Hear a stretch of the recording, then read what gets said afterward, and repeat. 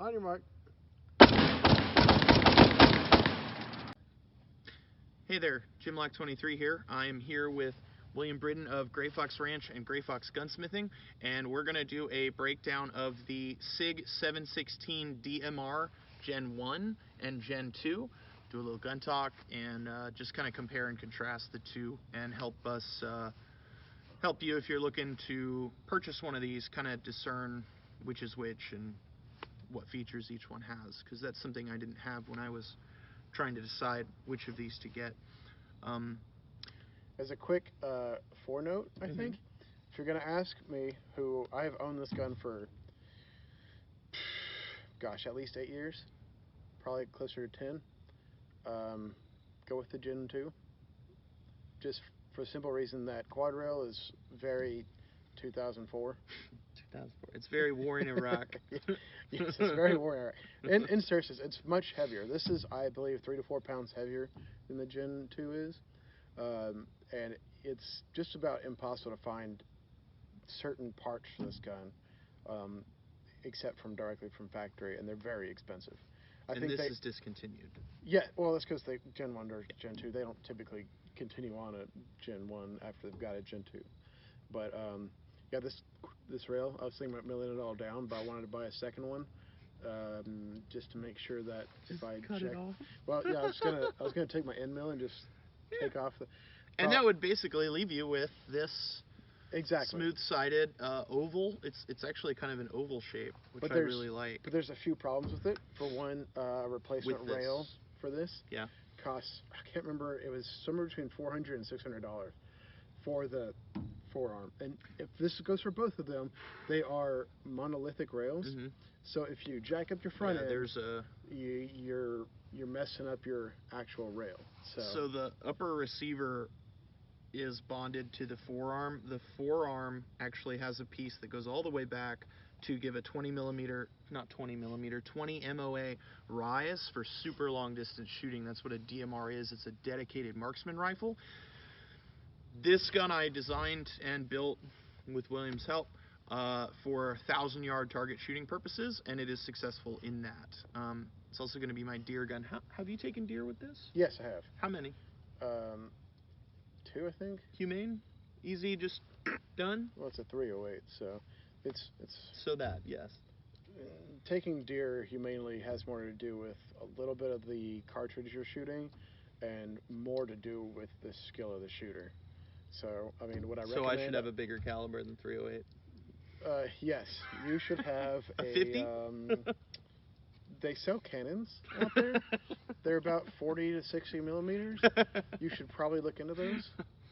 So, yeah. But in seriousness, a lot of people say I hunt with a 223, and I just can't recommend it.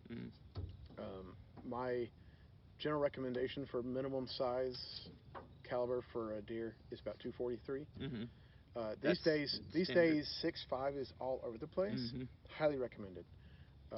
If you have, say, an AK and you can shoot it well, there's nothing wrong with the AK round for a deer.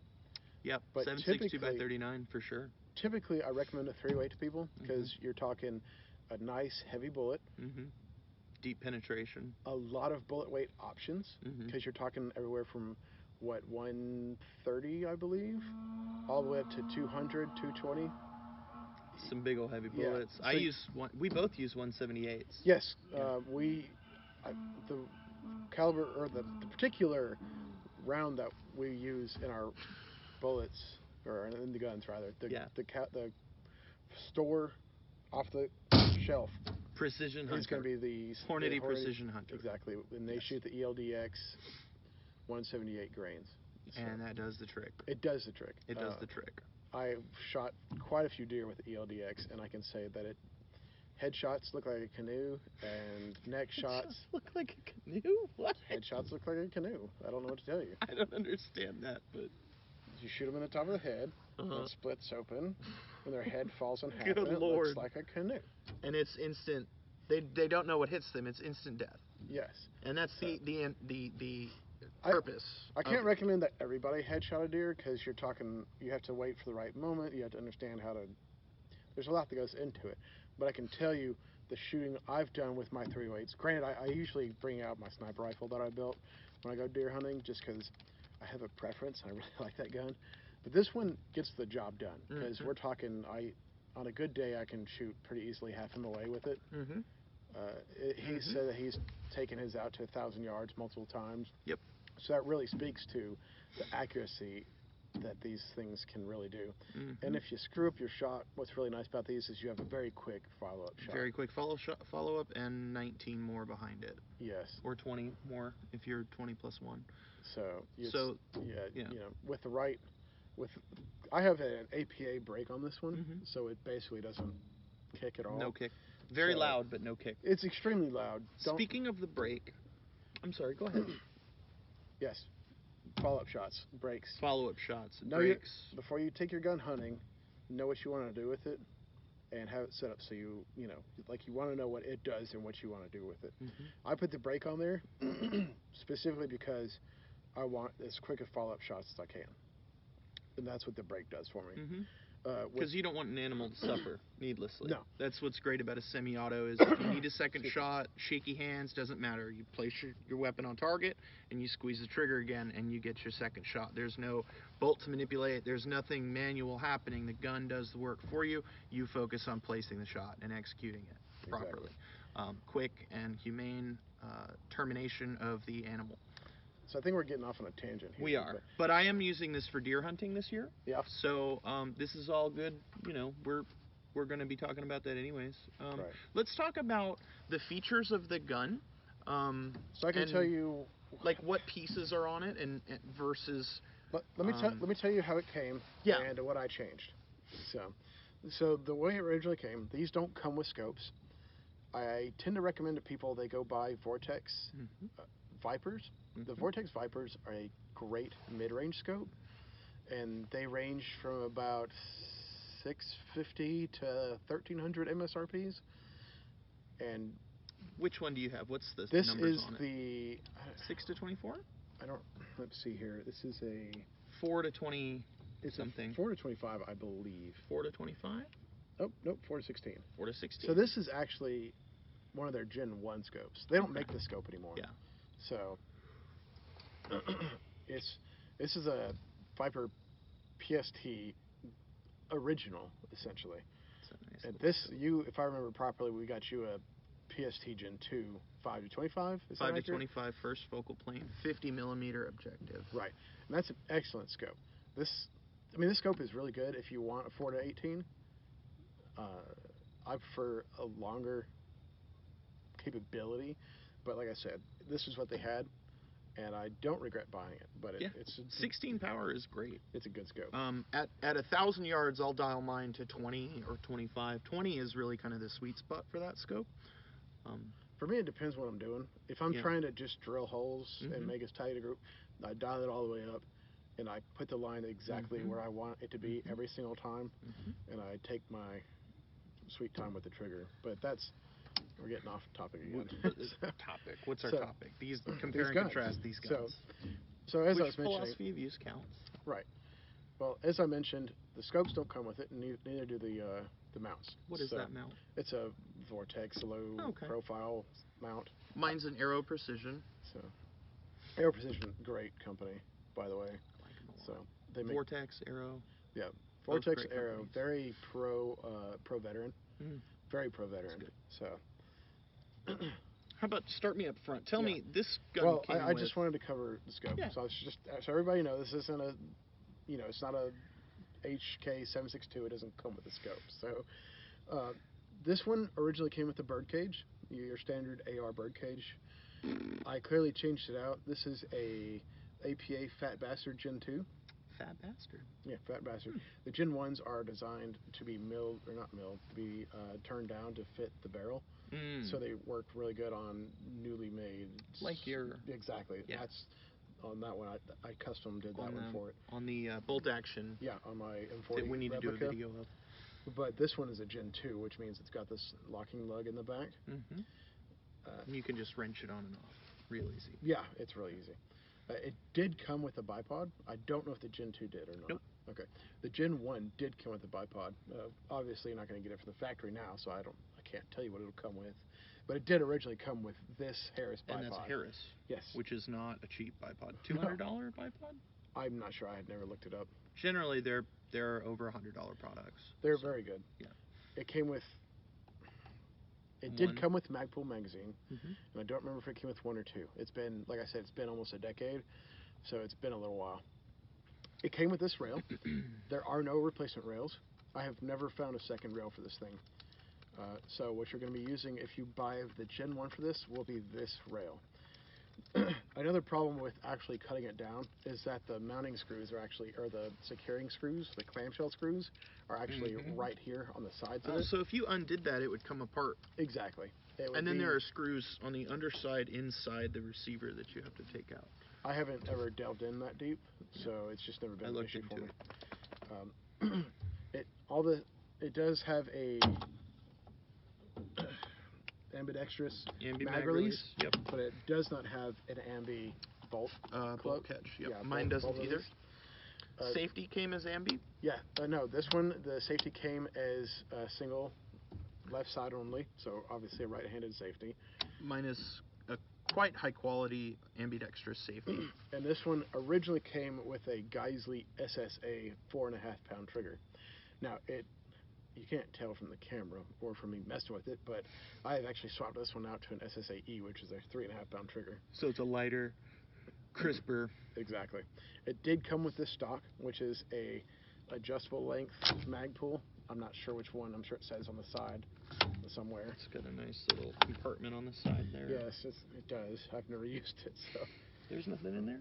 No. It's a great spot for an extra pair of earplugs, or a battery for whatever's on your gun. Just, you know, that's what I like to use those things for. Or stamps, if you have an NFA item on the gun, a barrel, or a suppressor, you can keep your stamp on the gun itself or in the gun. Anyways, off topic. So... I will say it has a lot of attachment points for QD slings. It's got 2 here. Yep. It's got 2 here. Yep. It's got one left side here, which will be on the right side. Your GoPro just cut out. So it has a right-handed sling point on the front of the stock, but it's also got 2 here on the rear of the lower receiver. And it's got, I believe this is also an only right-handed side one here as well on the back of the stock. Yep. Let's get some other angles. So it is a right-handed gun. I'm left-handed when it comes to shooting rifles, but if you ever are left-handed and shoot AR long enough, you understand how to cope. It has this. I noticed it has It has an extended, but not a ambidextrous. Whereas mine. Charging handle on it. My charging handle has ambi, right? Both sides. So this one here is mine, and it's got the ambi doobly-doos. So if I remember the weight properly, this one out of the box weighed almost 12 pounds. I think it was like 11 and a half. Without a scope. Yeah, without a scope. And those scopes are 2 or 3 pounds. I think it was somewhere about 11 and some change, whereas the Gen 2 came out about 9 1/4. So they shaved off about 3 pounds off the new one. Yeah. Well, a lot of it, I think, has to do with, well, for one, this has an 18-inch barrel, and the Gen 2s came with a 16-inch barrel. That's a big difference. Yes. I can tell you, I pre-ordered this gun actually 2 years before it actually released to the public, because the guy who I wasn't a dealer at the time, he basically was like, hey, I know you've been looking for something like this. SIG's getting ready to release this thing. I went, sign me up. And he said, okay, might be a little while. A few months. It ended up being 2 or 3 years before it actually ended up releasing. So you paid for it up front? Oh, yeah. I mean... And it's not even an NFA item. I'm not going to talk too much about how much I paid for it, because it was under MSRP by a rather reasonable amount. But what I would like about it is that SIG actually set that price point for it before it came out, and they stuck to it because I had paid for it, or I had put down the ticket for it originally, right? So even though it went up several hundred more than I had bought it for, they stuck with that price, which was awesome. They're a very honorable company. I like them a lot. They are. They really are great. I respect SIG a lot. They have a great warranty, even if you weren't the original owner, Caltech. How do they feel about hand loads? I've heard hand loads will void your warranty. Don't tell them. I mean, I use Precision Hunter. If I'm not mistaken, I'm pretty sure just about every manufacturer will say hand loads void our warranty. That being said, don't be stupid and tell them. I mean, yes, I'm a gunsmith and I fix these kind of things, and I fix people messing up hand loads and stuff like this. But the sheer fact of the matter is, you have to be kind of right, and like you don't tell teacher I was, didn't feel like doing my homework. You gotta tell teacher you dog ate your homework, right? It's the same kind of thing. If you put a bad round through your gun and mess something up, you're not gonna sit there and put, I mean, whatever it is. But don't be stupid with hand loads, for one. Don't be stupid with hand loads, kids. Check, double check, and triple check your loading, especially your powder mounts. Yep. I mean, we can go over like 5 videos on loading and the nitpicking and crap like that. I took down my reloading video because it violates their terms of service, and I didn't want them to delete my channel over it. It was one of my most popular videos, was me making ammo from start to finish, and there are hundreds of videos like it on YouTube, but like, I couldn't stand having that sword hanging over my head, like, oh, we might destroy your channel, everything you have, we're going to take away from you because we feel like it. Yeah. I mean, so it's hard being a gun owner, bro. It's hard. Them dogs love you. So that's pretty much a good rundown of this gun. So, well, before we do that, I would like to. So there's a gas piston here. It's a gas piston gun. Yours has a manipulator part right here. We'll look at how mine has this go-through bit. So can you actually pull that out real quick? Is that quick for you? Pull it out? No, there's no pulling out of it. See, this is at least the Gen 1 at least is very quick to remove. The operating rod and what is that? This is just an extender because you can't reach the end because of the handguard, so they just included a extension for it. Rather than cutting out a piece here for you to access it directly. Strictly speaking, this wouldn't be necessary if they allowed for it, but this is the operating piston. Rod? Piston? It's the piston. Something. So it's a short throw piston system. Both of them are. I believe, if I'm not mistaken, they probably have a very similar piston. It might be slightly different, actually. Actually, there's quite a few differences here. So they actually did re-engineer the piston on that, but unless you can take it out, I don't think I can. Okay. Have you ever had a failure in this gun operating? If I did, it was either really dirty. Yes. Or the ammo was bad. But I don't recall one. I do. I recall the first time I met you, we were shooting stuff and you had this gun and you were down prone and you were ba ba ba ba ba and it kept jamming. And you took apart the bolt itself. That's right. It had brass in it. It had brass and dirty shit. You had to do a full breakdown in the field. It wasn't this one. It wasn't this one. It was the patrol model had the brass in it. Patrol model. Okay. And that I don't know what the situation there was, because I recall that, because I had just recently kind of gotten that gun, and I hadn't really taken it apart and cleaned it out, but because this one here, I don't recall having any issues with. I've never had. The patrol model, not one. In the bolt, when I took it apart, I got it secondhand. Okay, so again, that's one of those things.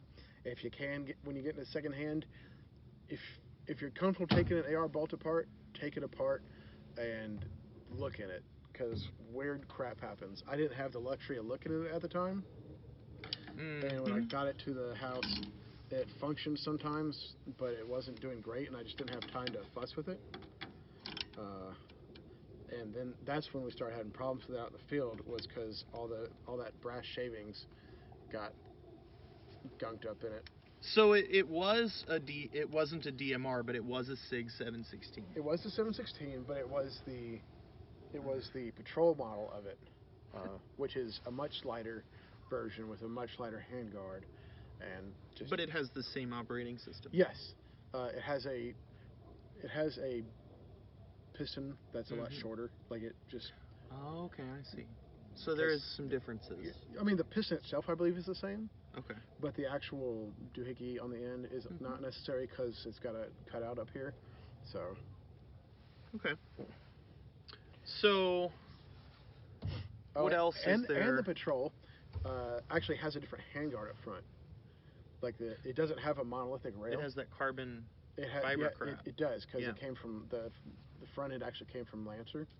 So it's not a monolithic rail. So the front end is actually capable of finding, any other kind of whatever you want to put on it. No, because it has to still fit the system. But that being said, there are aftermarket parts for it. Okay. There's not a lot, whereas there's not an aftermarket handguard for this. And I kind of doubt there is one for that. For mine, I guess we can do a rundown of mine now? Yeah, go ahead. For mine, I have only changed a few pieces. I have not sought out any kind of different things. So is that the stock brake on it? Yes, that is. Hold on, let me get a good side view of it. Come here. Sit. There you go. Beautiful. So on mine, this forearm is monolithic, and it goes all the way back to the back of the receiver, of the upper receiver, and it raises the rails up 20 minutes of angle, adding 20 minutes of angle to the upward adjustment of your scope for super long range shooting. The front forearm is the best damn thing I've ever had in my life. It's just awesome. Like the way that this feels in your hand is, whether you're moving, whether you're standing or sitting or kneeling or whatever you're doing while you're holding this, it's just awesome. It feels great. I have some rails on particular places on it to attach accessories, so you can just attach rail segments. I have this one here for a lamp, this one here for my bipod, and it just This one is an M-lock system. Yes. Which, if you're not a fan of rails, M-lock, something like that. I'm pretty sure it's Keymod. You're right. Keymod. It's one of them. I don't know. It's Keymod, because M-lock's the one with the. No, Keymod's one that looks like the keys. This is M-lock. Right? I don't know. Yeah. So this whatever is, it is. This is an M-lock rail. Whatever it is, you can put a rail where you want it to be. Motherfucker, it's an M-lock rail. It's something. No, shut up. It's an M-lock rail. So, which is really nice, because if you don't like Picatinny all over, like a quad rail, which is, like I said, very 2004, it's very slick. It's much slicker, it's much lower profile, and it's a lot lighter. And so I definitely prefer it over my own quad rail. So like, here's my forward rail for a light, here's my bipod rail, and here's my sling mount that I have attached to attach my sling. That sling mount did not come with the gun, right? No, I added that. So that's the biggest negative with that rail, in my opinion, is that it doesn't come with all the sling attachment points. Yeah. That being said, it's not much of a of an issue to connect them wherever you want them. So that's the nice thing about M-lock. They use the same mags. Yes, they sure do. It didn't come with this bipod, correct? No. And that's the Magpul Bipod. I kind of like it. It's sloppy, but like when you are shooting, you lean into it and you front load the bipod. So like, it's wobbly, but like when you lean into it, it's stable. And like I said, as you see it here, I've made 1,000-yard shots with it. So, but it didn't come with a bipod at all, correct? Not at all. But it did come with a... Came with a magazine and then the gun. Okay. And also... what parts are ambidextrous? The safety, the magazine release, and the charging handle. So the bolt release is not... The bolt release is not, but it's got a nice... It's got a big nice tab for the... It's got a big nice tab there and the paddle there. I'd like to talk too about this brake, which I'm really fond of. It's super loud and I really want to get a suppressor for it, but it came with this brake and it's very nice looking. It really completes the feel of the gun. Adding a brake to a 308 is a $100 prospect, so they saved me $100. I mean, this gun was a lot of money. I've never spent as much money as I did on a gun as I did on this gun and scope, and this whole system you see before you is my most valuable possession, period. You have a car. Portable possession. I've had cars that cost less than this gun, and scope and everything. But yeah, I really liked it. It came with a decent brake. I need to put a suppressor on it ASAP because this brake is loud as all get out. I call this gun Thor's hammer because it's very loud and it's very heavy, and it hits like lightning, like. So as we're walking our way back, this brings me to, I think, the biggest negative between this one versus this one. And luckily it's one that can be changed. Like I said, this one came with the Geisley trigger, SSA. This one came with, granted, it's a nice trigger compared to most stock triggers. That being said, it's still a stock single action, or single stage rather. It's really not great. It's acceptable. It's about as far as I would take it, but it's not a Geisley. It's not a Timney. It's not, you know what I'm saying. It's gritty. So here's I'm gonna pull it. It definitely has some take up on it. It takes up, but it's like a mush, and then it breaks. Now again, like, I've taken 1,000-yard shots with this gun. This gun has 1,000-yard shots on it, but the trigger is definitely poopy. It's kind of a poopy trigger. It's the weak spot of the gun. I think you're correct on that. Yours came with a Geisley. Mine came with a SIG trigger. They call it match grade or whatever, but them dogs are energetic.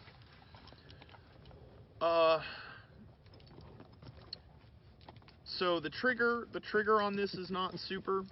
One thing about the lower receiver, yours came with, yours has the removable lower part of the trigger guard, whereas mine has a monolithic lower receiver. It's really attractive. I actually prefer that. Yeah, I do too. There's nowhere for you to get what's called a stoner kiss, and that is a callus right here from the trigger guard of your AR having a seam in it that catches on your finger and scrapes. And I have one myself. Most shooters acquire this callus on their hand. It's called a stoner kiss for the inventor of the gun, Eugene Stoner. So it's like he kissed your hand, like. So unless you have any much further to talk about, we need to go ahead and start wrapping it up. Yeah. Because it's getting dark and cold. Real quick, the stock.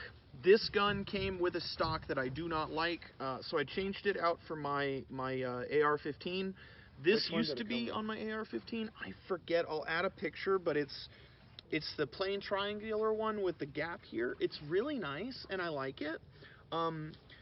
So I changed the DMR style stock from my AR-15 over to this one, and it gives you a nice broad cheek weld, and it's got a rail mountable position here for my monopod. Right. Monopods on DMRs are fabulous. It's like the gun is in a vise and just sitting. It's very stable. I like to use this at the range with this big, bright, huge, awesome scope for spotting the targets of other people. So you dial it up, and it's got your stable platform. So like you just look through it to see your targets. Right. It's very, very cool. Monopods, dude. Monopods are the best. So if you're asking me, we've talked about this on Peace Loving Guns a little bit, about the comparisons between the three major German brands of DMRs. SIG. And SIG is great. SIG, FN, and HK. HK is very expensive and underperformed even for this price point. Yeah. If you can afford it, I tend to recommend the Scar 20 over the SIG, but you're talking at least another $1,000 on top of it. So if you're that Scar though, it is. I mean, it's a very nice gun. It's heavy. But if you're looking for a DMR for less than the price of a Scar 20, highly recommend. You'll be happy with either of these. Probably find these used for. I'm not gonna pretend like I know, because used market varies so much. But get a new one. and you're not going to be upset about it. Yeah. Really, like this Forearm, my favorite. I mean, like every AR rifle I've had to change the stock, the Forearm, and you know whatever. But this is just brilliant. It's the best damn thing. It's like oval shaped, and it fits your hand. You can put things that you need on it where you need it. And just in summary, this is one of the best purchases I ever made. It does what I wanted it to do, which was hit steel at 1,000 yards, and that's one of my peak experiences in life. This January, next month, we're gonna go. My dad and I are gonna go take some deer with this one, some hogs with my AR-15, and make some meat. Speaking of which, you want to bite? No, I don't want to fucking bite. You sure you don't? Come on, Get take it out a of bite my for face, the man. camera. Come on. All right, so Jimlock 23 here with William Britton, Gray Fox Ranch, Gray Fox Gunsmithing. Check this guy out. Come see him. Buy some stuff from him. Have some work. He's got horses. Cool guy. Appreciate you plugging me with a mouthful. So. Anyways, SIG 716 DMR Gen 1, Gen 2. This fucking beef jerky is delicious.